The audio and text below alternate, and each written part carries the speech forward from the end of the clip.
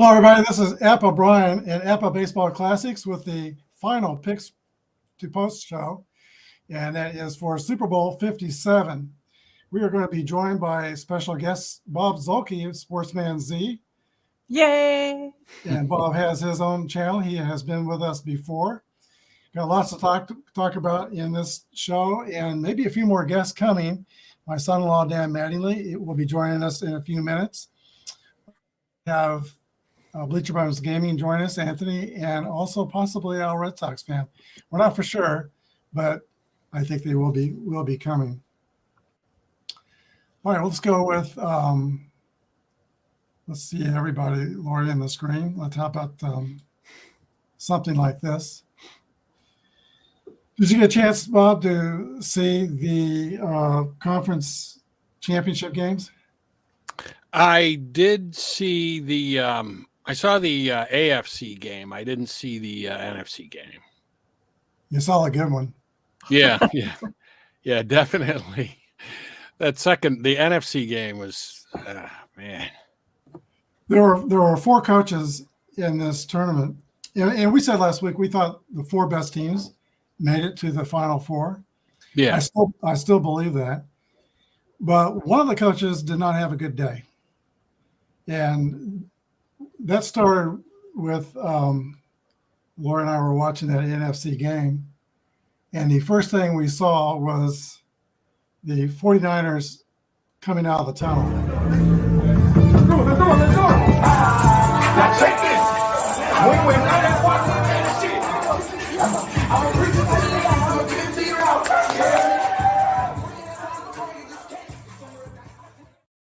They were coming out with a boombox. And I don't like that. I think that teams that manufacture energy and hype up are the teams that fold first. Yeah. And the teams that fold the quickest. I've seen that when I was an athletic director watching teams. Here's Anthony. Hey, Anthony. Hello. This is How's it going? Anthony Crooks of Bleacher Gaming. He'll be joining us tonight. We just got started, Anthony, just a few seconds ago. Yes, and I apologize. I had to go downtown to pick up a print order, and Phoenix traffic is horrible today. So, oh, it's going to get worse. yeah. You're right in there with the Super Bowl. You're going to go to any of the pre-events? Nah, we usually go to the Open, so we'll probably do that. Go there Thursday or Friday. But yeah, it's just too crazy. A friend of mine actually is looking to get tickets, and I have no desire to see a Super Bowl in person because of the seats you'd get, and then just in general the crowds and whatnot. Just easier to watch it at a party. Yeah, they had packages from Kansas City, $5,000 a piece. Yeah. It's a little tough to go down there. We just got started talking about the conference championship review, and did you get a chance to see the conference championships, Anthony? I did. Yeah. NFC game. Yeah. The first thing I didn't like about the NFC game was we just played a video of this 49ers coming out of the locker room with a boombox and dancing. Roy and we saw that, and I saw the boombox just as they were ready to come out of the tunnel. And I thought, man, teams with that artificially hyped up energy, they seem to be the ones that fold faster and easier. I did like seeing that. Been a coach for as long as I have, there's a fine line between getting your team motivated to play and inflating them with, I guess you could say, false hope. And, obviously it's the NFL. Every team is competitive. And honestly, at that level, you should not need really anything additional. It's not like me where I'm coaching high school kids that, need sometimes their emotions manipulated. As a professional, you don't. I'm not a big fan of that at that level now. Yeah, inflating is a good word. So, yeah, we were talking about how 3 of the 4 coaches had great days in the Final Four tournament, but Shanahan, his day just got worse from the boombox. The no red flag on Devontae Smith's long catch, 4th and 6. I think that was about the sixth or ninth play of the game. They could have turned away Philadelphia in their first drive if he would have thrown that red flag. Yeah. No, that was huge. And then obviously what happened to Purdy, and he, it was really a miracle they got as far as they did with him. And he's a good quarterback. He played high school ball here in Arizona out in the East Valley, so his brother's a good quarterback too, Chuba. And, it's a testament, I think, to the system they have in place there. And obviously they have a great defense too, but it's tough when you lose him to go to Josh Johnson, who's been around 13 NFL teams in 10 years in the league, Yeah, and he didn't last all that long himself. No. When he was gone, I thought maybe they would play Christian McCaffrey as kind of a wildcat quarterback. I mean, Purdy could only throw the ball 5 yards. Yeah, no, they're saying it's a torn UCL, so possible Tommy John surgery. Yeah, it's going to have implications going into next year. So we're going to talk about the quarterback shuffle probably next. But let's finish talking about the playoff games. Let's flip over to the AFC game. They didn't disappoint. It's always 3 points when the Chiefs and Bengals get together. And Bob, you saw that game. What did you think of the AFC game? I thought it was a really good game. And, those two teams, and really coming into that game, Cincinnati had been dominating Kansas City.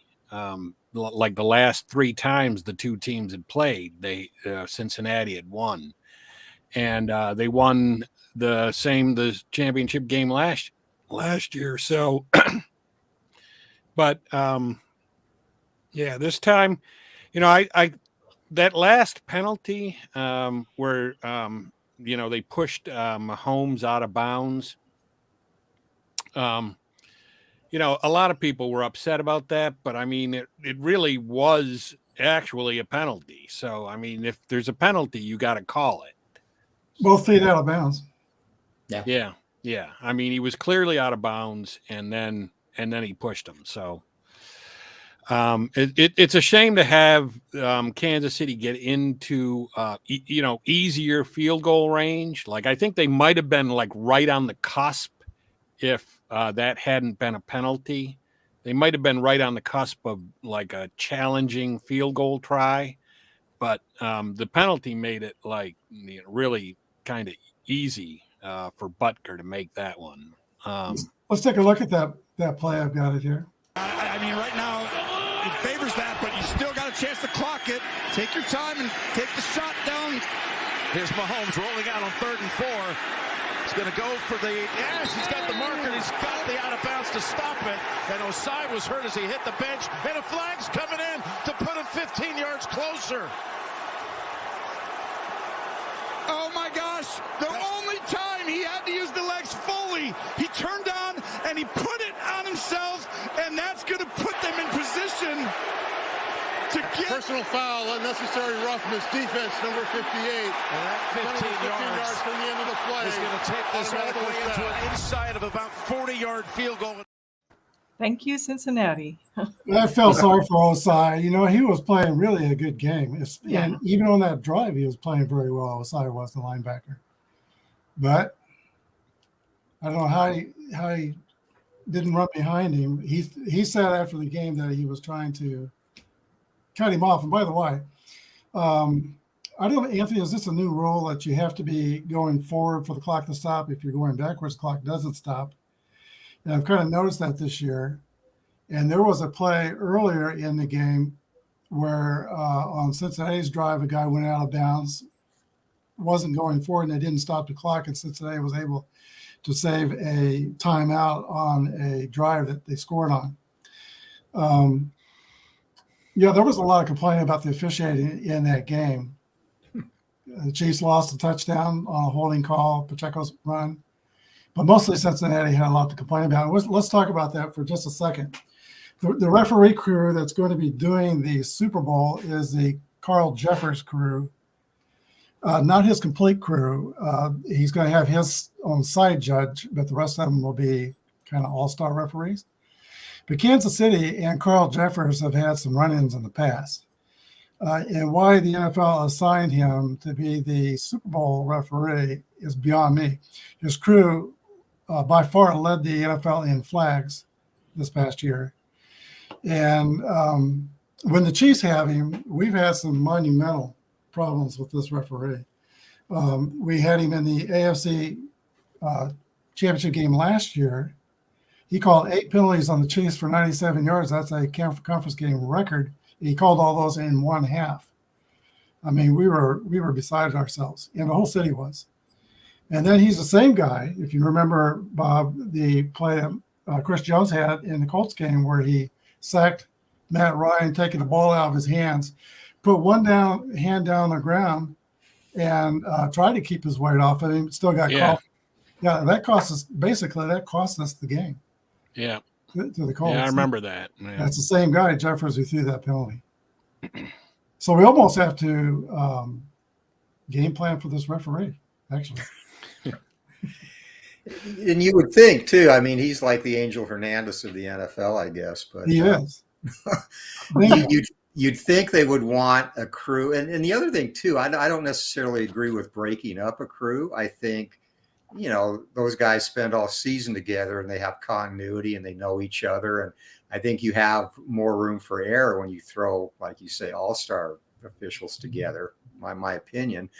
You know, but I think beyond that, the NFL needs to look at a crew that is probably not going to insert themselves into the game with excessive penalties. And, you know, we know they let stuff go in the postseason that they don't let go in the regular season, right? And in the Super Bowl, you definitely want to let the two teams play. Yeah.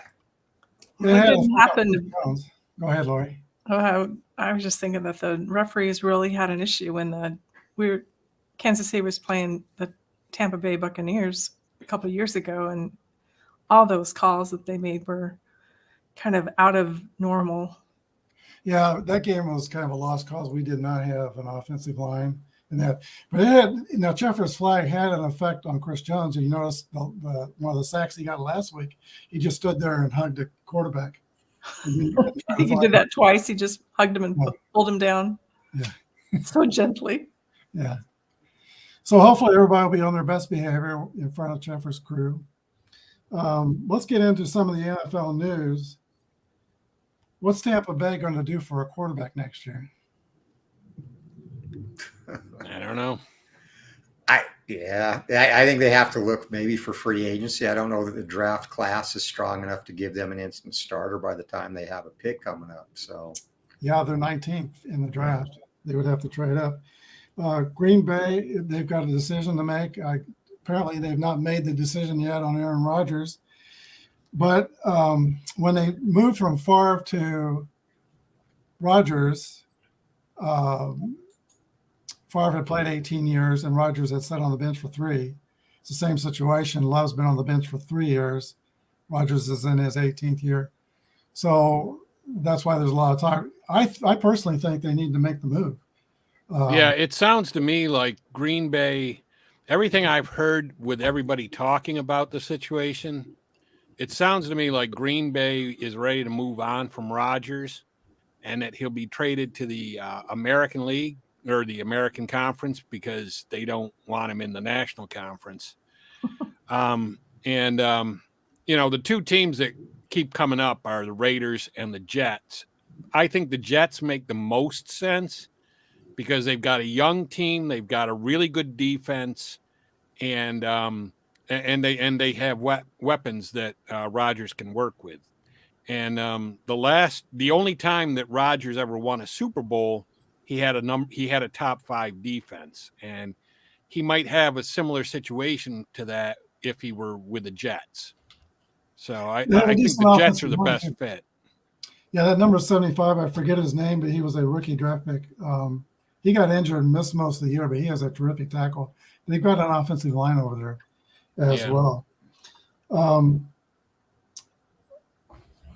Also, he would be joining Hackett, who used to be his offensive coordinator in Green Bay and then came from Denver. So that's why there's a lot of talk there.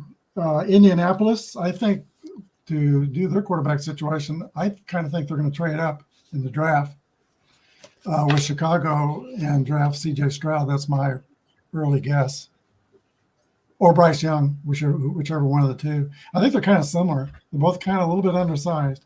I'm not sure which one will go first. Yeah. The one thing the Colts don't want to do is what they've been doing, and that is just getting one or 2 year rentals at quarterback. They need to get somebody that's going to be the long-term solution and stick with them and, and bring them along. Probably one of the most interesting surmisings, too, is what is San Francisco going to do? Today, Joe Montana came out and publicly said San Francisco should stay with Jimmy G, which was upset the coach's apple cart. I think the coach is determined to get rid of Jimmy G. But Purdy is not going to be available for quite a while. I don't think. Go ahead, Anthony. Well, they're saying there's a chance if it's not a complete tear, he could be back for camp in the fall. And then at some point you went with Trey Lance. You've got to see what he can do. So they're in a good situation and a bad situation. They've got 3 guys who can play or potentially play, but they obviously can't keep all 3. Yeah, and I think Shanahan is on record as saying that he can't see a situation where Garoppolo comes back. So, yeah, he did say that. And they said that last year and didn't even give him a playbook. And then all of a sudden, oh boy, we need you. Yeah. Well, we know one quarterback that's not going to be available. That's Tom Brady. Does anybody want to buy a jar of sand? $100,000. You too can have it. There's probably about, I bet, I haven't looked on eBay, but I bet there's probably about 100 of those auctions up. Now, a jar of sand that he sat on. Tom Brady announced today that he will not go to the broadcast booth until 2024. He wants to take a year to kind of figure out that job. It sounds like Tom Brady. And I think that's a good move. Yeah. Yeah. Go ahead, Bob. No, I mean, it would be a good move, and it is something that Tom Brady would do. He's not someone that wants to just go halfway on anything that he does. So I'm sure he's going to have a lot to say. I know Mahomes likes him. After the first conference game where he lost in overtime to Brady, Brady came up to him after the game and complimented him, told him he's doing it the right way, continue on. I think they kind of struck up a bit of a relationship. I know from time to time Mahomes calls Brady for advice, and he did last week before the AFC Championship. He called Tom Brady asking for advice.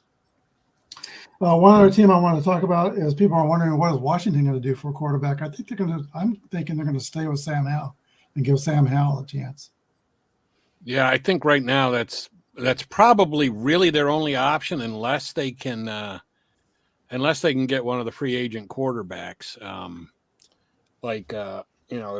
If Garoppolo's available, they might be able to get Garoppolo, but I think that's probably their only real option is to go with the guy that they drafted. Hi, Bruins fan. I see you were joining us. Bruins fan joined us every week during the pick show and gave us his picks. And if you're out there watching in the chat, give us, when we get down to the part of the show where we pick the Super Bowl, we'd like to hear your picks as well. In fact, Bruins fan, I think he was around 69% this year. He had a spectacular year. He was very Wasn't good. he? Was he? Yeah, 69. Congratulations, Bruin fan. You did great. There were several weeks where he was in competition with APBA Lori. APBA Lori on the show won the show. She was at 65% of the ones that were on between Dan and I and APBA Lori. She knows what she's talking about when she picks these games. She has kicked me a few times for getting her. So she's always been interested in football, but never more so as this year. And she's really been into the games, especially with her picks. I used to have to get paramedics and a doctor at the field for football, high school. I used to be an athletic director, Anthony. And you know about this. Okay. You have to have paramedics and probably a doctor as well at a football game, high school football game. We maybe need to bring one here. We've got the defibrillator downstairs in the condo, but we might need more than that. Bruins fan says beginner's luck. I always have beginner's luck. Bruins fan, that's probably the truth. Be careful, Bruins fan. That's bulletin board material. That will come back to haunt you. And help the Chiefs. This is not Burrowhead. This is Arrowhead. And tonight they're doing the opening show for Super Bowl week, and everybody will be very careful with these two teams, I think, with what they say and with their comments. All right, let's move on to awards this year. Thursday night on the NFL channel will be the NFL Honors Show, and they're going to hand out all the major awards for the season.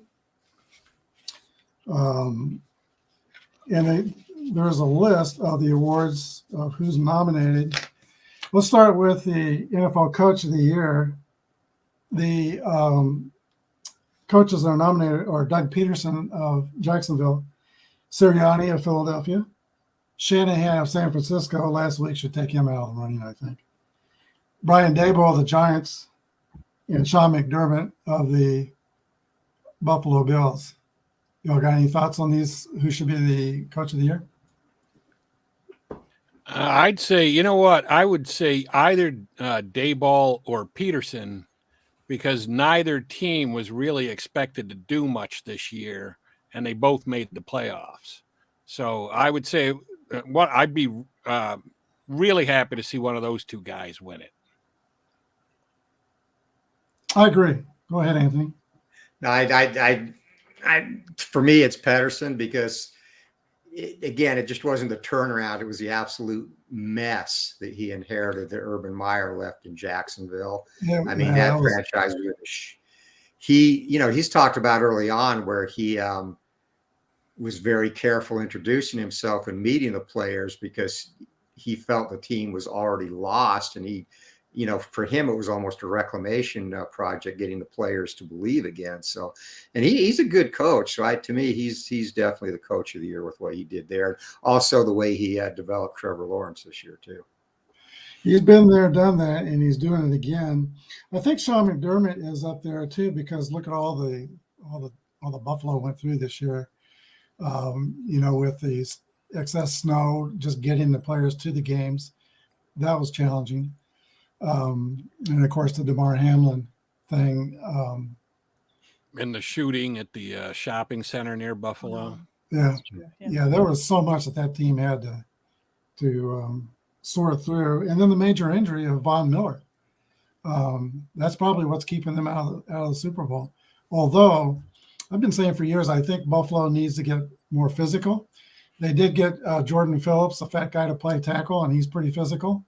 But they're still just not physical enough, I think, to get to the Super Bowl. Well, you also made a comment that maybe the Buffalo Bills just kind of petered out with energy between the DeMar Hamlin and the snow and the shooting, and there was just a lot going on. They were just a very emotionally fatiguing drained. Fatiguing season. Yeah, great point. Yeah, I agree. I'm a little surprised Andy Reid was not nominated because look at all the rookies he's got. And in the conference championship game, they all contributed. 8 rookies. 8 of the 22 defensive players are rookies. Yeah. And of course, Pacheco's a rookie, and he contributed. Sky Moore, he contributed with that run back. Lori, talk about what you know about Sky Moore and his kind of season he's had, and Andy Reid, the way he handles it. Well, I just had a comment that the word redemption in a religious setting is often one of those really hard words to understand, but Andy Reid knows how to redeem a player's confidence. Yeah. And so Sky had a really bad year with 3 or 4 really bad drops. And here he comes back and does this amazing run. And so, isn't that what we all want when we're down and out, and then all of a sudden we want to come back and do really well? So Andy Reid does that, and we know that Mahomes does that too. When some players drop the ball, he'll often throw to that player again just to give that player confidence to be able to play. So Within 2 or 3 plays, usually, yeah. On that punt, we had 3 wide receivers. Like Kadarius Toney is our main punt returner, which is punt returning is something that he can do. Blindfold. I mean, he's really good at that. It's very easy for him. Sky Moore had dropped 3. Dave told the special teams coach, looked at him and said, "Can you do this?" And he said to the special team, he yelled at the special team coach and said, "Just put me in blank blank." He went in and did what he did. Bruins fan is liking Nick Sirianni for Coach of the Year. So I think we've got a couple votes for Peterson, one for Sirianni, and I'm kind of liking the vote for Brian Daboll. That kind of ties things there. Daboll he had no wide receivers at the beginning, and then they developed some toward the end. He had a lot of things to work through. Didn't have a very good secondary, but he got through those games. Right, and Daniel Jones, I think, he's more of like a game manager type quarterback than like a real all-star type quarterback. So, yeah, he had a lot of challenges. He's definitely a Trent Dilfer type for sure. Yeah. Speaking of Trent Dilfer, did you watch that 30 for 30 with Baltimore Ravens and Trent Dilfer? I did not. No. Yeah, they had a big story about him, and 33 is pretty good. All right, let's go to Comeback Player of the Year award. McCaffrey, Geno Smith, and Saquon Barkley are nominated for Comeback Player of the Year. Got any thoughts on that one? I guess I'd go with Barkley. He had a really good year, and he did have injuries the year before, so.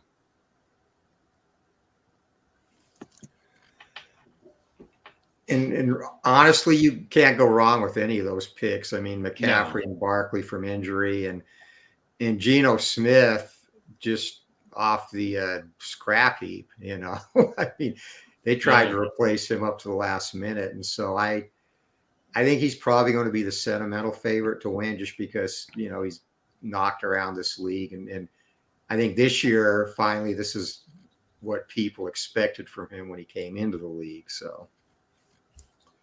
It was kind of a breakout season for him. But I think I'm in agreement with you. I would do Geno Smith for Comeback Player of the Year. McCaffrey was great for San Francisco. That run he made in the conference championship was amazing. And we're going to talk about that. In fact, I got that play. Let's just talk about it now. Give his quarterback a chance to get some completions on first and second down. Here is McCaffrey, right side, breaks a tackle, good shifty move, gets that, still going! McCaffrey's gonna score! Phenomenal. Breaking tackles. And when we get to our picks, one thing I'm going to talk about is, are we sure the Philadelphia Eagles, they got a great secondary, great corners, but are they going to tackle? They didn't there. All right. No, that McCaffrey run was like Tecmo Super Bowl stuff. They're just chucking people off. Oh my gosh. I used to have a video football game when they first came out where somebody messed with it, and they made Derek Thomas a little tiny guy compared to the other guys. They gave him superpowers, so he had this little Derek Thomas, not psyching quarterbacks, and it was kind of funny. We enjoyed it just for that reason. All right, let's move on to defensive. How about defensive rookie of the year? Sauce Gardner, Tariq Woolen, and Aiden Hutchinson are nominated for that one. I'd go with Sauce Gardner. Ditto. Yeah, I'm on that bandwagon too. It's tough to come into this league and do what he did against the caliber receivers. I mean, he as a rookie sometimes looked like a man among boys out there. Tariq Woolen is a talent, but he had a couple of bad games along the way. Gardner is a shutdown corner who will tackle you too. So that's, I think we're unanimous on that. Aiden Hutchinson in my mind, he kind of had the play of the year. I don't want to rub it in there. Sportsman Z. Sportsman Z is a Chicago Bears fan. But in that game, Hutchinson was hiding out at the end of the first half near the sideline, and he got a pick. That was just impressive. It was like nobody knew he was coming out. I saw a basketball game high school basketball game one time where there was a timeout with seconds to play, and one of the players didn't go to the bench. He went to sit in the corner of the bleachers with the fans, and nobody noticed. So when they came out of the timeout, they threw the ball to him, and he scored a basket and won the game. And that's kind of what they did with Hutchinson. Now, he was in bounds right on the sideline there, but nobody in the offense, especially Chicago's quarterback, had a clue he was there, and he picked off that pass. So we're on agreement, Gardner, on that one. Offensive Rookie of the Year, they have Garrett Wilson of the Jets, Kenny Walker, the third of the Seattle team, and Brock Purdy, San Francisco. I'd say probably Walker I would go on. Kenny Walker, okay. Yeah. I'm going to agree with that too. And it's mostly, I think he helped make Geno Smith what he was this year. And, yeah, Garrett Wilson, dynamic player, but the Jets didn't have the quarterback play, or he would have easily walked away with that. And Purdy, great story, great finish, but you got to do it over a full season to me. Yeah, not enough games for Purdy. I'm kind of liking Garrett Wilson, but the channel looks like it's going to be Walker. I like Wilson. He had over 1,000 yards receiving, despite the spotty quarterback play.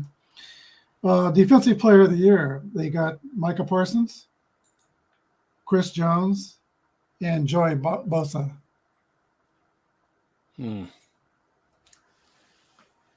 I guess I'd go with Micah Parsons. Oh.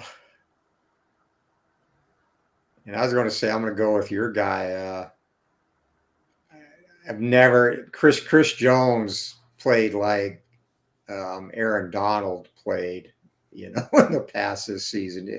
To me, this was his best season, and he was a force for you guys inside. But, Parsons, linebackers are going to get the glory, but Jones just did a great job on the interior for the Chiefs. I'm liking Chris Jones as well.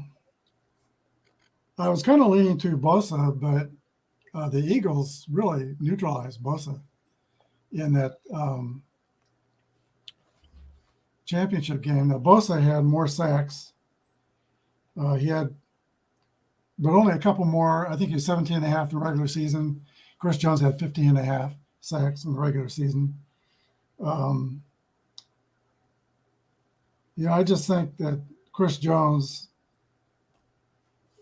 he's almost equally as important as Mahomes is. I mean, that's maybe blasphemy to say, but we got to have him, and especially in this Super Bowl, because we got to do something about this guy. Jason Kelce is unbelievable. I don't know if we talked about this yet, but Lori and I watched him in the conference game, just the first couple of drives, and he was making bigger men look silly. And if you don't see him coming, like Bosa didn't see him coming on a Boston Scott touchdown run, he decleated Bosa and flattened him. If you don't see him coming and he's got a 5-yard run head start, he will knock you down for sure. So I think the Chiefs are going to need a game plan for Jason Kelce. And I think Chris Jones is going to have to be a big part of that game plan. Chris Jones is 6'6". Jason Kelce says he's 300 pounds. He's 6'2". I don't think he's 300 pounds. He's significantly smaller than the other. Philadelphia's got a big line. Mailata is huge. Lane Johnson's huge. But and Travis Kelce might have some insight to that too. Yeah, they've been talking about all week on New Heights podcast that they have, but they really don't want this to be called the Kelce Bowl. It's not the Kelce Bowl. There was a petition going around about having Donna Kelce, their mom, flip the coin at the beginning, but she said today the NFL is not going that way. They're going to have somebody connected with the Pat Tillman family do the coin flip. Of course, Pat Tillman was the former Arizona Cardinal who went to the military. Okay, I saw Al almost coming on, but it somehow went off, so maybe Al's joining us here shortly. Who's our defensive player of the year? We have 1 vote for Parsons, 2 for Jones. Offensive player of the year is Jefferson, Hill, Hurts, and Mahomes. Mahomes. MVP. MVP. That's what every Chiefs game. I think I'd go with Jefferson. Yeah. 17 I have to too, because he made Kirk Cousins look really good this year, and that's pretty tough to do. But the thing, I think whoever wins the Super Bowl is going to get the MVP. So I think either Mahomes or Hurts will get that, and they might look outside of the quarterback realm. They're handing the MVP out Thursday at the honor show. Oh, yeah, are they? All these are going to be Thursday. That one catch that Jefferson made in that Bills game was just unbelievable. Yeah. It was spectacular, and everybody knows about his catching ability, but you don't think too much of it. But his yards after catch is spectacular too. He had 1,700 yards receiving, but 600 of that was at yards after catch. So that's he's like a great receiver and a running back as well. Mm-hmm. So we got 2 votes on Mahomes. 5,250 yards passing MVP. And yeah, we've got Alice. He's on the phone, so we'll wait to include him here in just a second. 5,200 yards, 41 touchdowns, 4 rushing. Now Hurts has 35 touchdowns, 22 passing, 13 rushing. So,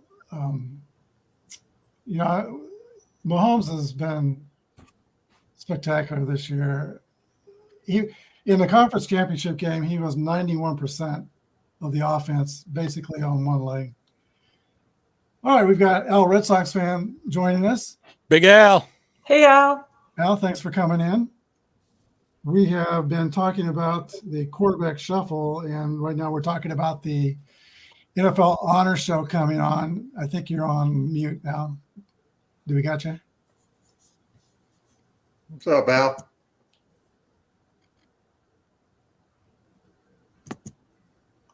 Okay, Al, are you on now? It's Yeah, on your end, I think. There you go. Go ahead, Al. Still not hearing you. Did mute it. I was talking to my wife on the phone. I muted it. I'm sorry. It was like a silent movie. You're very expressive. I enjoy silent movies, actually, by the way. Sorry about that. Hello, Brian. Hi, thanks for coming. Bob, and the lovely young lady in the top corner. APBA Lori. That's right. And I'm here for the laughs. Anthony. And everybody knows Al. He has his channel. He's playing a lot of pro strategy football right now, and some wrestling videos. Nobody calls wrestling like Al when he does a video. He is very good at that. Well, thank you. Sorry I'm a little late. Had to feed the beasties and just got home from work. I know. I have one beastie down there, and hopefully he doesn't eat anything. We're talking grandchildren? No, my God, no. Wyatt's good. Wyatt ate a Nerf football. You turn your back. Bad idea to give a little kid a Nerf football. I didn't think he could actually bite through it. He did. Spit it out. Spit it out. All right. We were talking about the Offensive Player of the Year award that's coming out.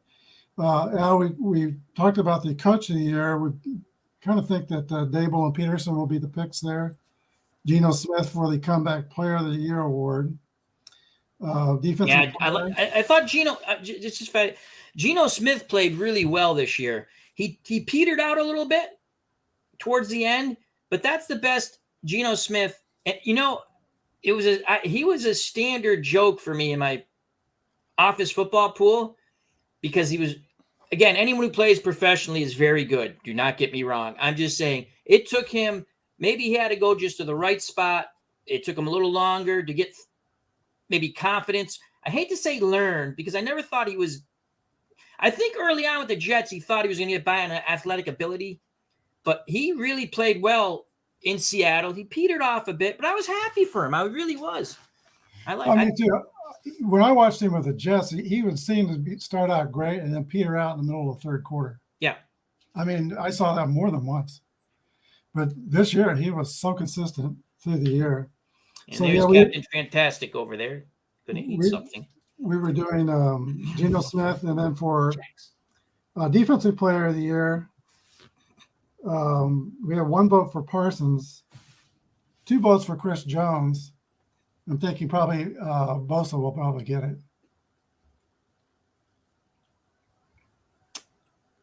Who you got for Defensive Player of the Year, Al?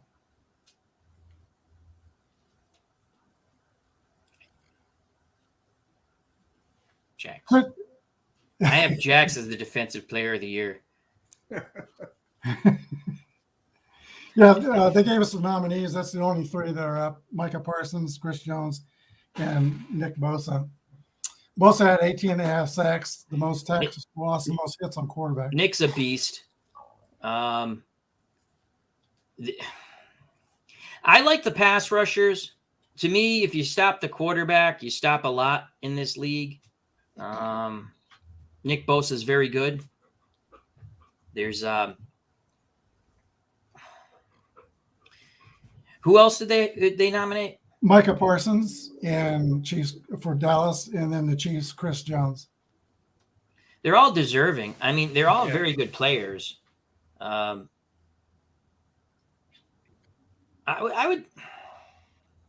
like the pass rushers. I always have. So I like Nick Bosa. Yeah, that's what I think we'll probably get it. One more award to talk about, and that's the MVP award.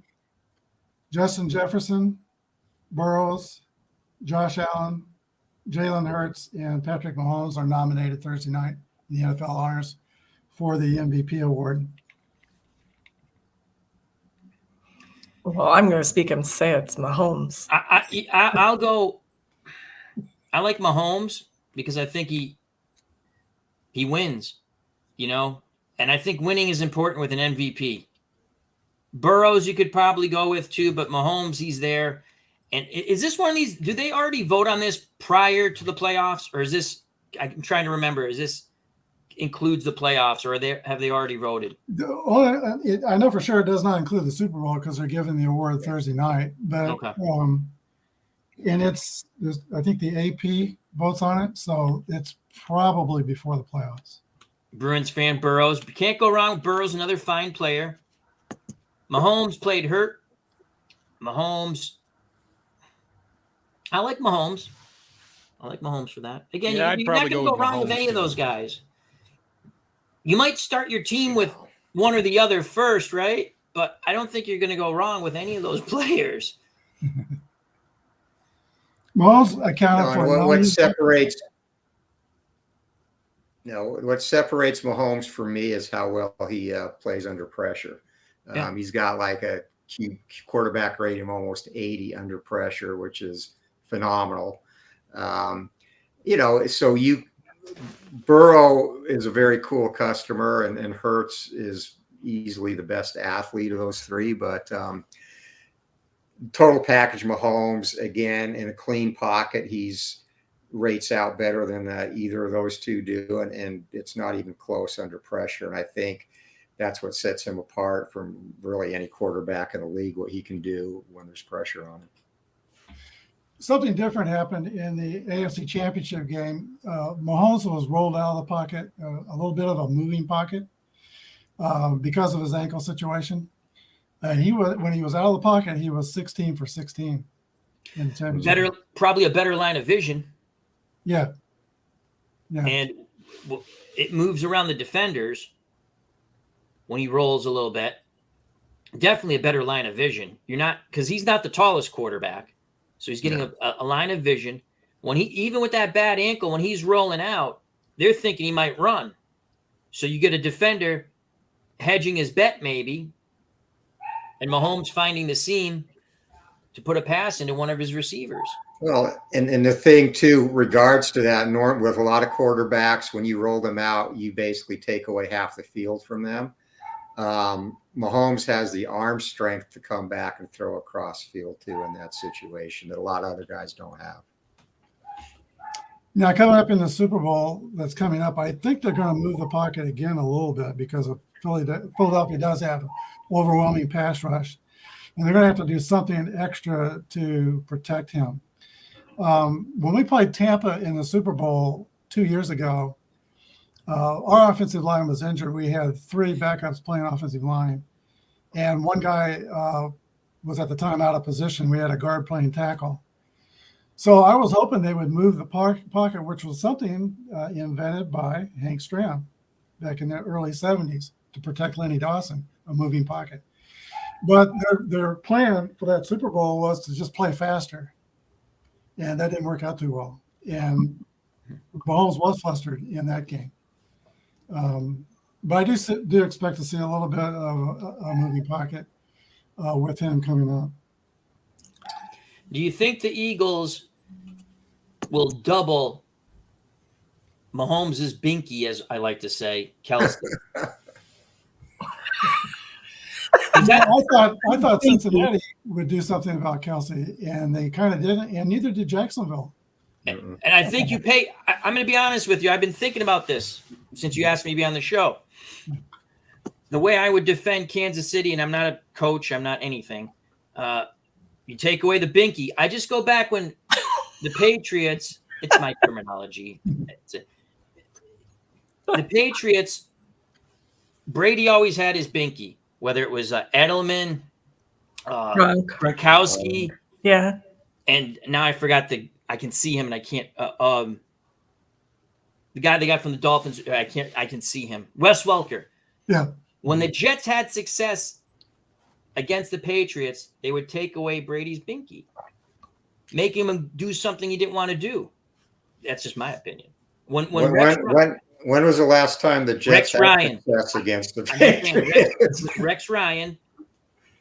He took away the short game. He made the Patriots do something they didn't want to do. If I'm the Eagles, I'm doubling Kelsey all over the place. Also, when you double him, you have to know the tendencies.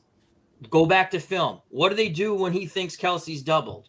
And now you hedge your bet slightly. If I'm the Chiefs, try something different. I don't know if they've done. You can line up Kelsey out a little wider. Tough to double him when he's wide. If you do, that leaves the middle open.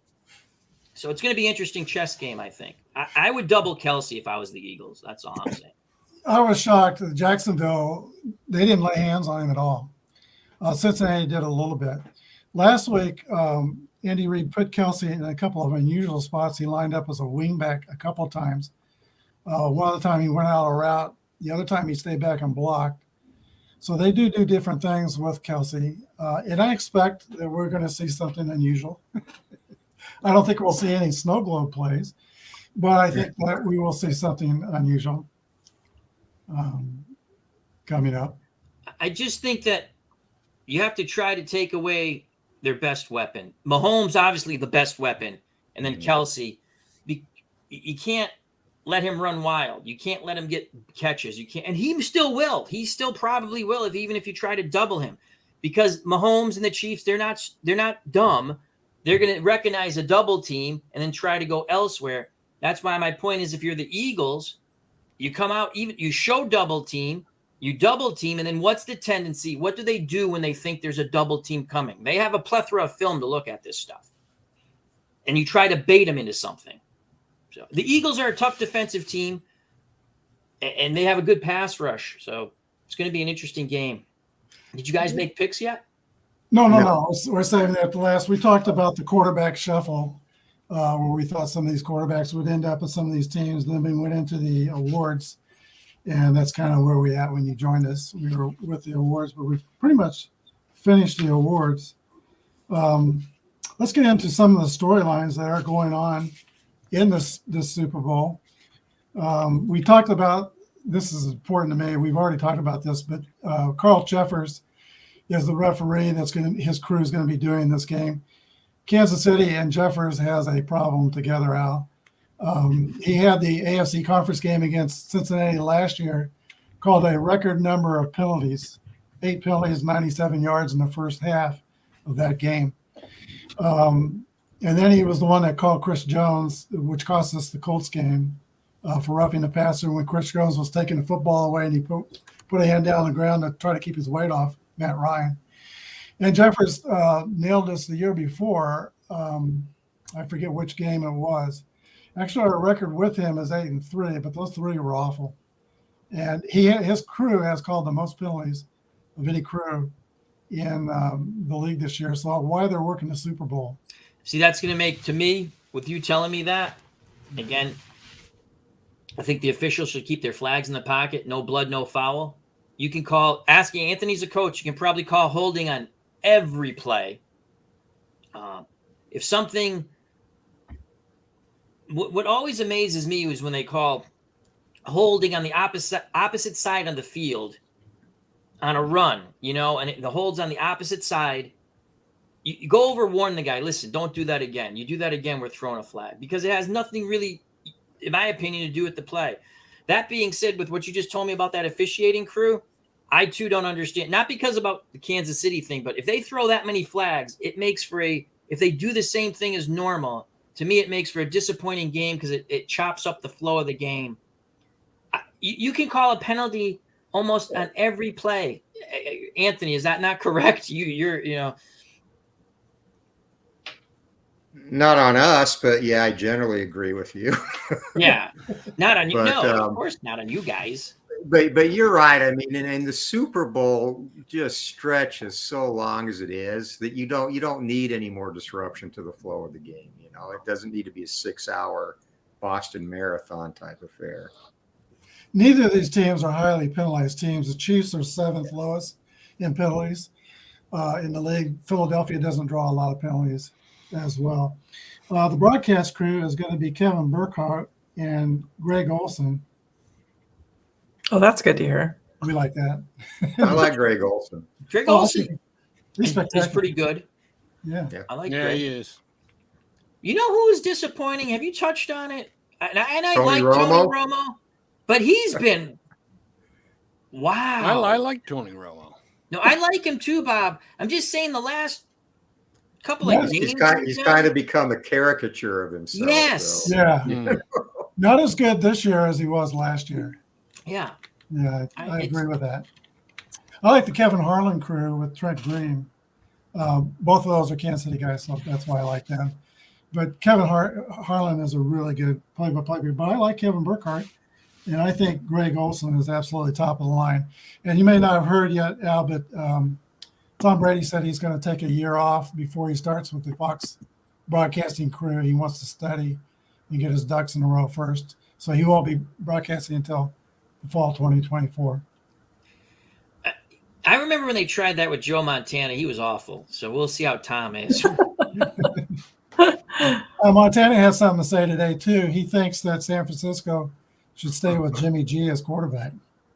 He was having a tremendous year before he got hurt. I knew he was playing well, but what was it? I heard something, I'm watching one of the shows. I don't watch too many pregame shows anymore and stuff like that, but I heard something. I was like, where is stats that good, right? And I look, you just go online, you look at it, holy cow. The knock on him is toughness, whether right or wrong, and he's injury prone. As you've seen in his career, unfortunately he's injury prone. Would he have made a difference playing in that championship game? I know if you have one quarterback, at least you can actually throw the ball. I felt bad. Again, I'm not a San Francisco 49ers fan. I like Jimmy G, but I throw this out to the panel. I know it might be out of. What would each one of you have done when you know Purdy can't throw the ball? Christian McCaffrey. Throw the ball. Wildcat with Christian McCaffrey. I would have done everything I could with Christian McCaffrey. And my friend at work brought up a good point. He said, Al, but if you do that and you lose, why did you do that? I would say, because I'm trying to win and my guy can't throw the ball and I have no one else. And it's It's tough. I mean, that stuff you can get. We can win games in high school without a quarterback. Right, not in the pros. You can't line up in single wing in the NFL and watch them stack the box and expect, it's just too tough. Everyone's a great athlete. So I've never seen not that. Much they could do. They lose Purdy, and then the backup gets nailed. They lose him. I've never. The only thing I thought of, and you and Brian and Tony, and I bet you Bob Z, and maybe the lovely young lady up top, was it Tom Maddie for the Colts? Actually, quarterbacked a playoff. I'm pretty sure he quarterbacked a playoff. I remember game. that. Yeah, that's when Earl Morrow got hurt. And he had the plays on his wrist, and that's how they did it. I mean, they quarterbacked the game. But that's the only thing I could think of. But I think Matty was a quarterback in college, wasn't he? Was he? That's So. Some people are saying that coming into the Super Bowl, Philadelphia has not really been challenged because of what happened in the conference game, and then they weren't challenged by the New York Giants as well. And you look at the schedule, the Eagles had 4 different playoff teams on their schedule. The Chiefs had 7 different teams. That's a beautiful dog. Sorry. Okay, another story. There's more storylines. Some people are calling this the Andy Reid Bowl. Of course, he coached 14 years. Going back to Philly. Yeah. I've got a trivia question on this. Andy Reid won 148 games at Philly. Who's the Philly coach who's second on that win list in Philadelphia? Vermeil. Dick Vermeil? Nope. Yeah, it's got to be Vermeil, no? No Dick Vermeil. Huh? Here's a hint. He played baseball also with the 1919 Cincinnati Reds. Greasy Neal. Greasy Neal. Yeah, I knew you would know it, Anthony. Oh, wow. Good job, Anthony. Yeah. Well, who was it again? DC who? Greasy Neal was. Greasy. I'm sorry. His first name, I think, was Earl, but he went by Greasy. Yeah, he was a right fielder in the Black Sox series for the Reds. Mm-hmm. He won 66 games for the Eagles as their head coach. Wow. Was he a player coach or just a coach? He played some, but by the time he was coaching, he was not a player. Yeah, that would have been in the 40s, right? Yeah, 41, I think, is when he first started coaching. Oh, wow. That's pretty cool. Mm-hmm. So the Reid Bowl, and then there's a lot of connections. Like our GM is from Philadelphia. Brett Veach was on Reid's staff there. Our OC, Eric Bieniemy, played his last year as a running back at Philadelphia. Bobby might remember that. He was kind of a backup running back in his last year. There's quite a few connections. Of course, we know the brothers, Travis and Jason. They don't want it to be referred to as the Kelsey Bowl. They say on their New Heights podcast. But they're 2 major players in this game. I think that I talked about it with Anthony and with Bob. I think we need a game plan for Jason Kelsey at center and figure out a way to control him. And then Travis, as Al's already pointed out, he is Mahomes' binky. The binky. The binky. Binky. I know when you take Wyatt's binky away from him, sometimes he gets upset. So.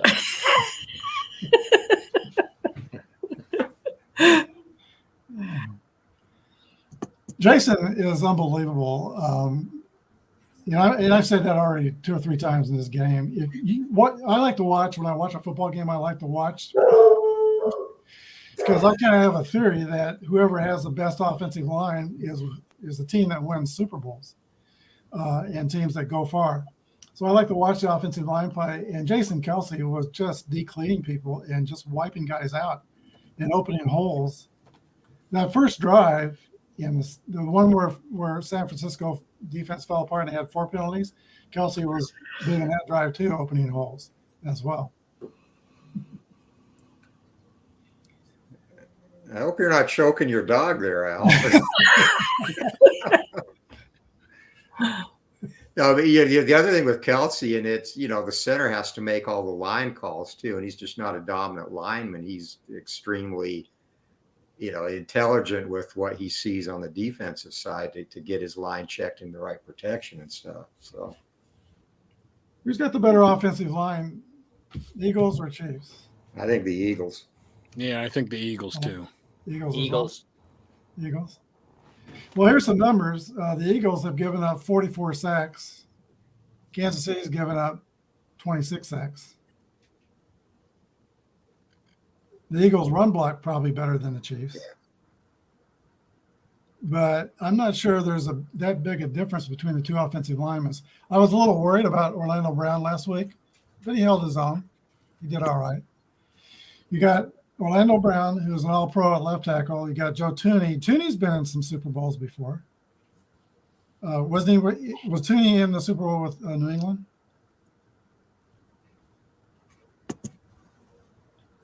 Tooney? Yeah. He was the left guard with New England before he came to Kansas City. Think so. Yeah, I think he's been in Super Bowls before. He's all-pro. Creed Humphrey's all-pro. For Philadelphia, Mailata is a beast. He's the guy from Australia. He's, 360 pounds or so. But he kind of got beat a little bit in the playoffs a couple times. And then they got Samala has experience in the Super Bowl. He was with the 2017 team. I don't know if he played in the game. Kelsey's got experience in the 17 Super Bowl. He played in that game. But I think the two offensive lines are fairly even.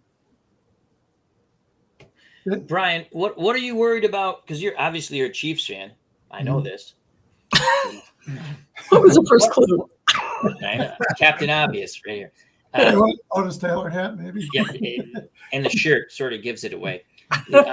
What, if I may ask, what are you anxious about regarding what Philadelphia can do offensively against the Chiefs? Are you worried about their run game? Are you worried about just the passing game? What worries you? Yeah, I'm mostly worried about the run game. Yeah, by far.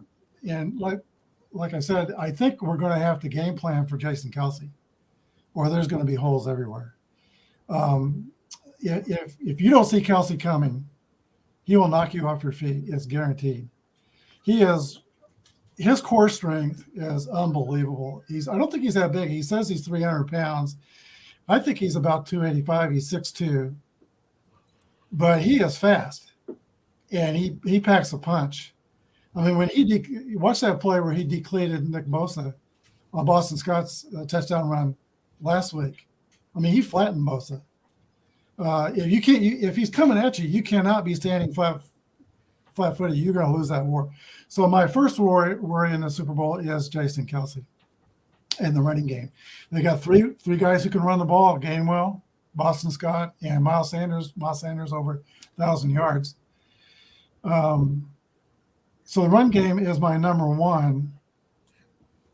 I think we might be able to pressure Hurts. Let's talk about that. Hey, Brian. Yeah. Brian, I got to cut out. Oh, okay. So, I'll just give you my pick for the Super Bowl before I go. I think it's going to be Philadelphia is going to win. For a lot of the reasons that we talked about, the offensive line, their ability to run the ball, and they have a tenacious defense. They do have a tenacious defense. Thanks for joining us. Yeah, thank you for joining us. We always love having you. Bob joined us a couple of weeks ago and made picks. Bob, I followed your pick shows for probably 3 years at least. Don't miss a one. So thanks for coming. Yep. All right. Take care, Bob. See you later. I started to say. Hey, have a good night. Good to see you. Yeah.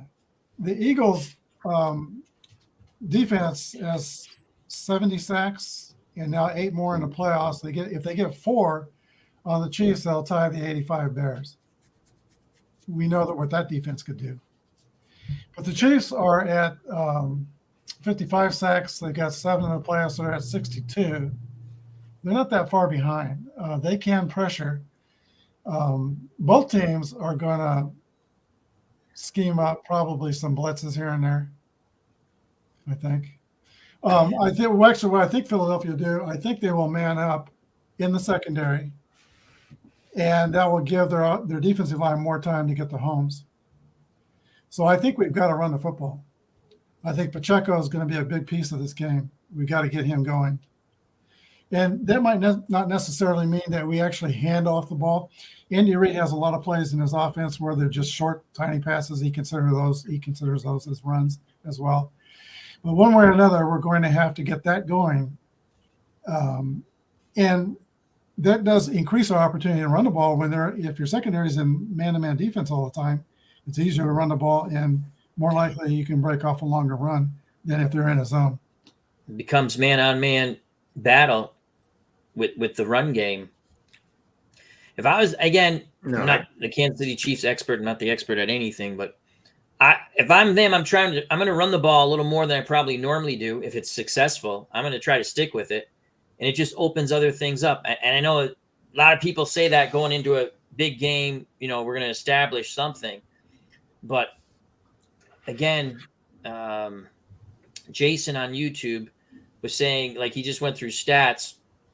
And Anthony will tell you this. You get positive yards on first down, it makes everything easier going forward. So if you're throwing constantly on first down, and it's a throwing game now, you got to make sure you're picking up yardage, because you don't want to be in 2nd and 10, 3rd and 8.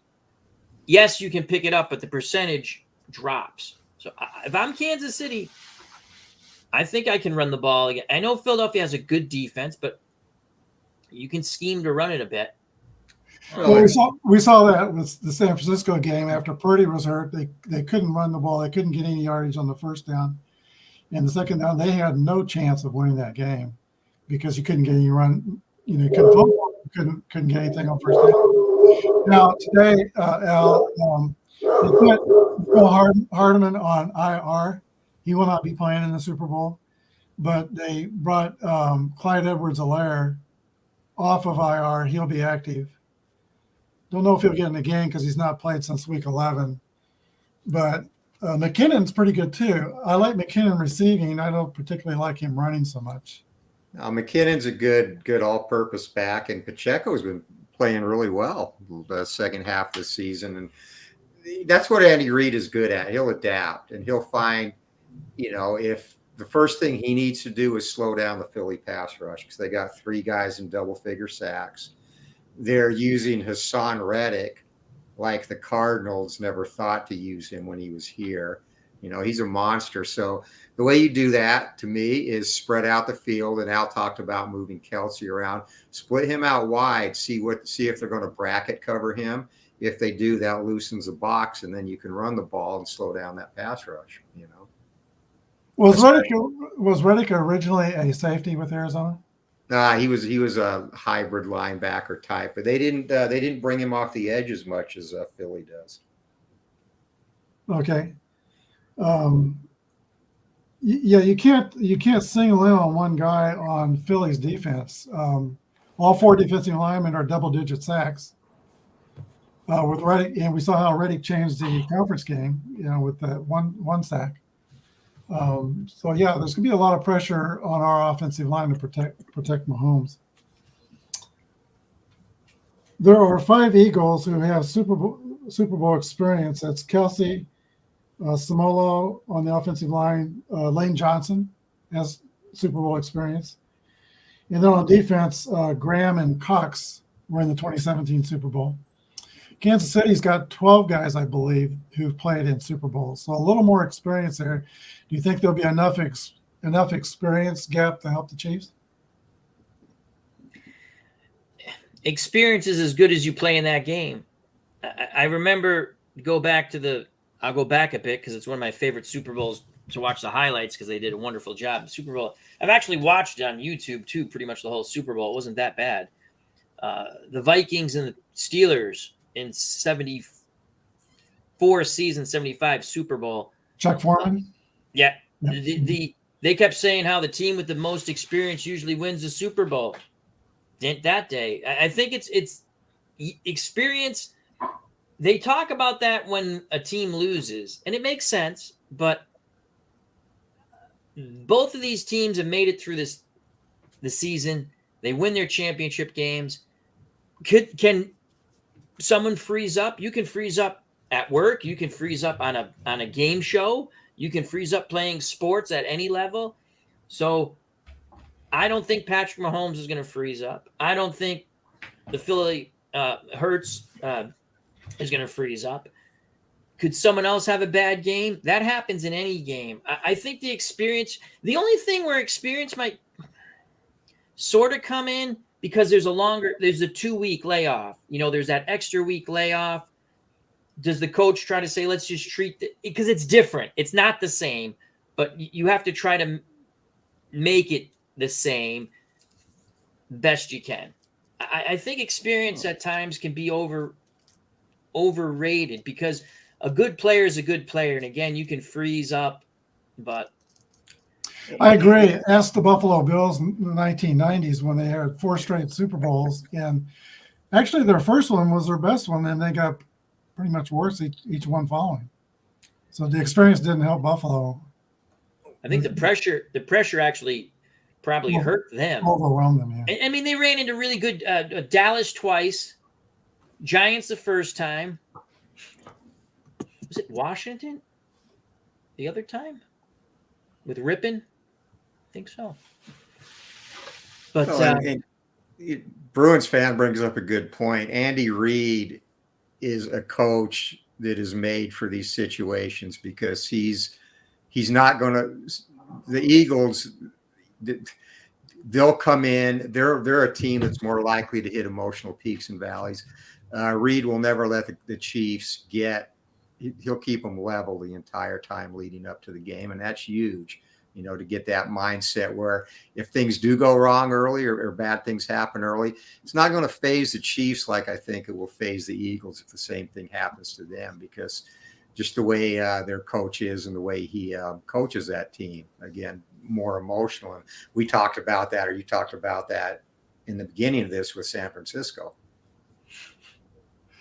Yeah, Andy's got more experience. And also we know the numbers when he has a bye. I think it's like 28-4 coming off a bye.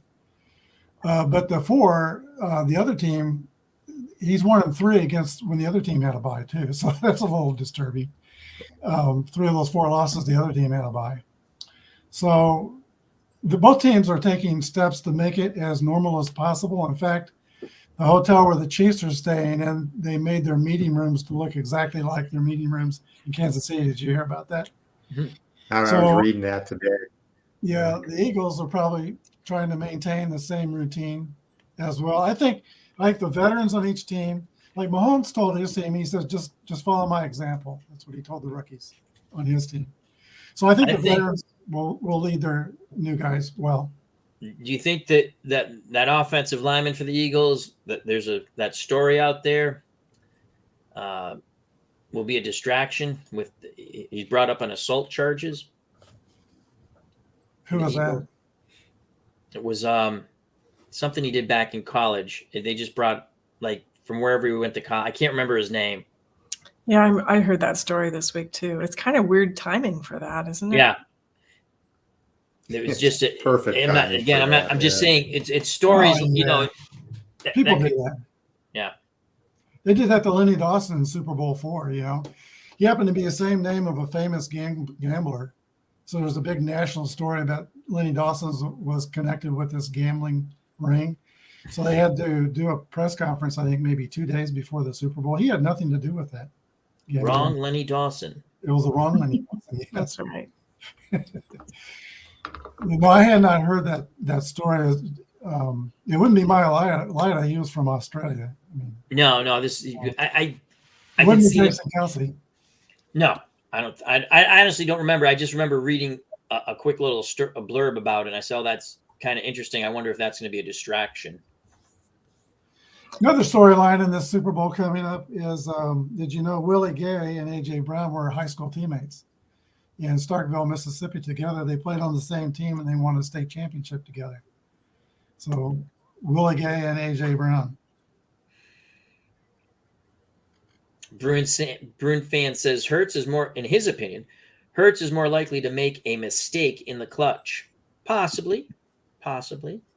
we've seen mistakes made by many a fine quarterback. So if I were Philadelphia, I'd be still worried about his sprained shoulder. He threw for 248 yards against New York in the Week 18. And then the playoff game against the Giants, he was 148 and only 116 last week. They didn't ask him to do too much last week, but I kind of noticed watching his throws, he's not as sharp as he was before the injury. They might be saving his shoulder for the Super Bowl as well. Possibility. I think his injury is bigger than Mahomes' ankle, myself. Think so? Yeah. You know what else is interesting? Both teams actually have pretty competent backup quarterbacks. Not that it's going to come down to that, but they have competent backup quarterbacks. They do. Minshew and what's the guy? Henny. Anything is possible. Anything is possible. Was that a drive 98 yards in the divisional game? When he's on the 2-yard line. Yep. And he takes them 98 yards, just as cool and calm and collected as he could be. No, teams would relish to have, backup quarterbacks who are that calm. And there are some good ones. I'm just saying it's interesting because both quarterbacks are banged up. It is a possibility they could go out of the game. I doubt it, but it's a possibility. Mahomes is not going out of the game. If they go, he can be in pain all over the place, and he will not leave. He would need a compound fracture to come out of the Super Bowl. That's right. Well, back when he did that quarterback sneak against the Broncos 3 or 4 years ago, and his kneecap ended on the side of his leg, Lori and I just gasped, and my first thought was that could be a career ender like Bo Jackson's injury. That scared us to death. He missed. Well, he had that clutch run, and then he gets hit out of bounds. You get the tack on the 15 yards. But I believe that was his only run of the game. It was, yeah. And he picked up the first down. They would have had again, the guy hits him out of bounds clear as day. I don't know what he was thinking.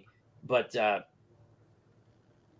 had they not got they probably still had 8 seconds, 10 seconds left. But that was a big play there. That was his only run. I think he went for definitely obviously got the first down. I think it was 12 yards, 14 or whatever, 12 yards, and they tack on. He doesn't make that play. You guys might not be here talking about the Super Bowl and the Chiefs because maybe you never know what happens when it goes to OT. We could lose another coin flip. That's the only thing that's kept him out of the Super Bowl. He lost the coin flip to Tom Brady, and then he lost in overtime. The other one he didn't get to the Super Bowl too. With Cincinnati, yeah. So,